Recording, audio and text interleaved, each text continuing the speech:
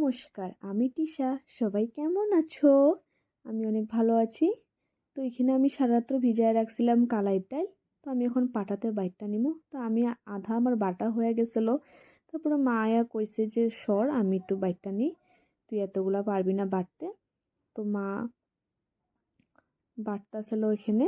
খুব সুন্দর করে বাটতে লাগবো, নেলে একটা দানাও কিন্তু থাকতে পারবো না, থাকলে কিন্তু অনেক অসুবিধা হবে। তো এখানে বহুত টাইম ফেটাইতে লাগবো। মা তো বহুত টাইম ফেটাইছিল এটারে, ডাইলটারে। যত ফেটাইবা বড়িটা অতই সুন্দর হইব। তো একটা থালের মধ্যে একটু তেল মাইখা বড়িগুলা মা দিতাছিল।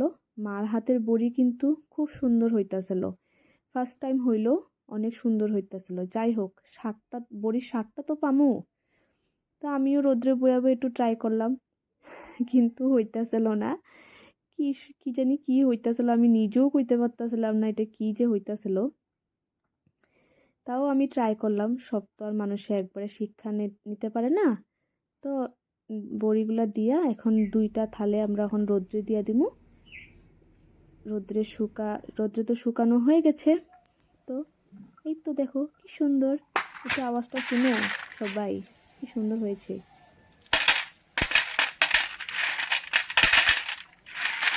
অনেক সুন্দর হয়েছিল, কিন্তু বড়ির শেপটা আসি নাই, কিন্তু বড়ির মতন খেতে অনেক স্বাদ হয়েছিল। তো ভিডিওটা কেমন হয়েছে সবাই একটু কমেন্ট করে বলো। ধন্যবাদ।